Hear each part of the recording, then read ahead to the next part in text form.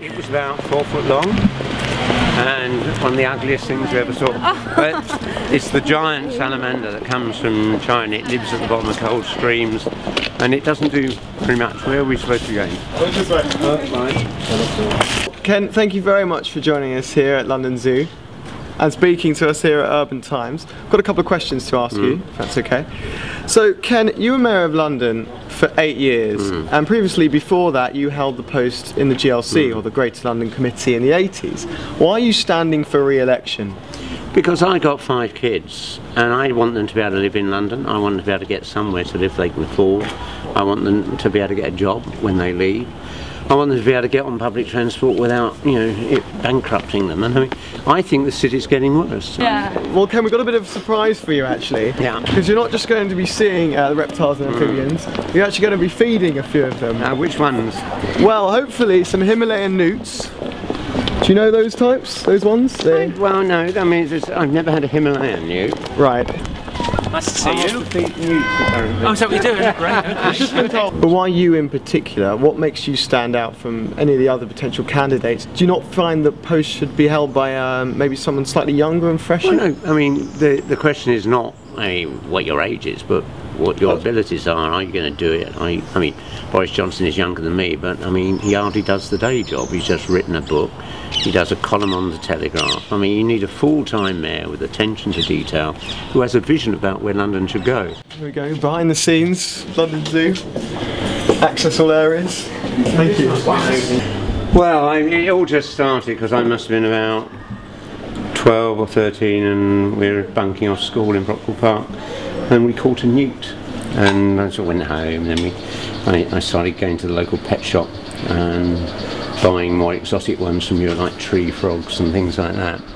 And my hero at the time was David Attenborough, who was doing his Zoo Quest series. So he'd go off somewhere to catch animals and bring them back and give them to the zoo. And that's what I suppose that's what I wanted to be. I wanted to be David Attenborough too. It never occurred to me I'd be a politician. In official records, it says that in 3.5 years, Boris Johnson has attended double the amount of meetings and has visited more boroughs more often than you did in an 8-year post. He has visited, he's done more visits outside the building than I did. He certainly hasn't done more meetings. At the moment, the Evening Standard's trying to get a freedom of information access to his diary, because he took, months off to write this book about London rather than do the day job. And the reason he's done lots of meetings is he spends his entire time campaigning to get re-elected. He hasn't done the day job. That's why he failed to build the 50,000 affordable homes. It's why he's increasing fares this year, in January, when he doesn't need to do so. They're sitting on a cash pile of 728 million because he doesn't read his own accounts. And so from the moment Boris Johnson became mayor, rather than do the day job, it's about focusing on getting re-elected, because he just wants to get re-elected, then get back into Parliament and succeed David Cameron. And what he doesn't want is me beating him here. It will damage his his succession chances. Well, you've recently had a new autobiography that's coming out. Well, it's come out, hasn't it? It's out, available in all good bookshops. It's a good plug there. It's called You Can't Say That. Yeah. Well, that's because when I wrote it, I had no idea what to call it. And we got the libel lawyer's report on it, 25 pages. Are you sure this is true? Can you prove this? What couldn't you say, Ken? They made me delete the names of a couple of people I thought might have been behind several murders, and they'd never been charged and they got away. But apart from that, everything else stayed in. I mean, my favourite question was, they said, can you prove Tony Blair told lies? And I thought, well, could you find 12 people to form a jury who've already not made up their mind on this issue, And they just came back and said, well, you can't say that, because so many times people say, really? That can't be true. So, what's this little chap in here? Well, I don't recognise this little one. It's, Oh, here we go. Moment of truth. I know I've seen it before. It could be North American.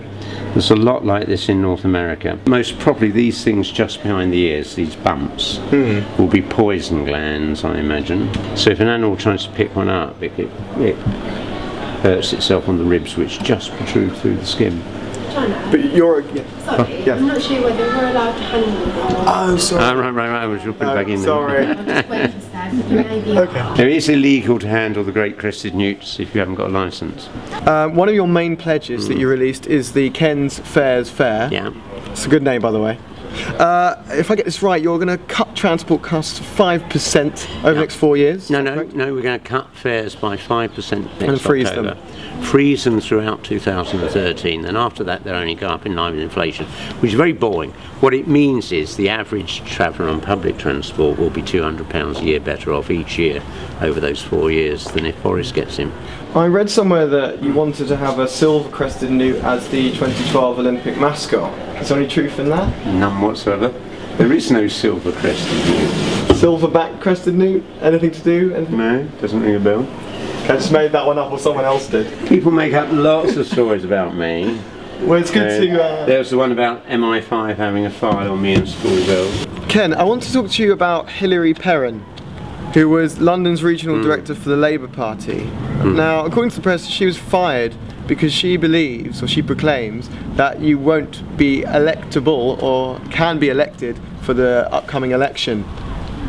Well, it's news to me. I was in the Labour Party this week. Every time I'm in there, she's in there working. No, because she's at a former post, whereas the post she was in...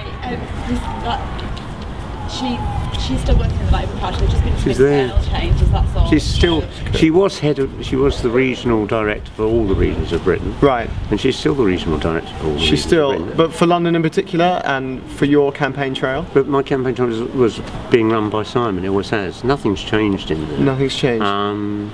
Did she say that you couldn't be electable? She was She was actually one of the. I remember her saying to me about was it just after the general election? You know, we want to organise the Labour selection around your convenience because we know you're going to be the Labour candidate, and so she's always been a good friend. So she never said that statement that was posted in the press. Okay. You don't believe what you read in the papers. Not an Andrew Gilligan post as well. Was it Andrew Gilligan? Andrew Gilligan is the person who invented all the lies about how I was corrupt and surrounded by people ripping everything off. We had a 2.5-year police investigation. They couldn't find any evidence to support a single one of the Evening Standard campaign claims that Gilligan ran. Right. I really feel, the police should prosecute Gilligan and Wadley for wasting their time, you know. But you can understand that, I was researching this interview, I type in your name in Google News and this comes up. So the man's an obsessive. If you read my autobiography, I got quite a bit about Gilligan in there. I hope you take a more balanced view about his mental state. Okay, well, I'll definitely have to check out the autobiography. I can come back to you on that. On Mr. Gilligan. It's more like having a stalker. He just follows me around everywhere. He'll phone you and say, I'm running a story on you, really menacing stuff. And I think he's become an obsessive about me and about Islam, and it's taken over his whole life. Could you see yourself, maybe, if you believed in reincarnation, to come back as a newt? I know you've done business as an atheist, but... There's a real problem with that, being an atheist since the age of 11. It'd be nice to think, you can come back as something else, but I'm afraid no. My assumption is when you croak, that's it. Steve Jobs' thing, what was it said as he died? It's wonderful, it's shining or something. I think it was like, wow. Yeah, wow. But that could have been our... No, I'm going to think, oh shit, I'm off, So there's no chance of you coming back as Ken the Newt? In another life. If I actually die and then there is something afterwards, I'm going to have a real complaint about who's running it because they made a real mess of things down here. This city is becoming more and more unfair. And when Boris Johnson was confronted about this second job on the Telegraph, for which he's paid £250,000, he says that's chicken feed. Now, if you really think that's chicken feed, you have no idea what it's like to struggle to survive in this city, unless you're in that top 10%.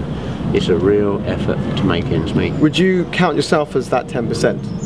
Oh, clearly after a life, not a lifetime, but I was leader of the GLC. I think I earned £6,000 a year. But as mayor, you got £140,000. I paid off my mortgage.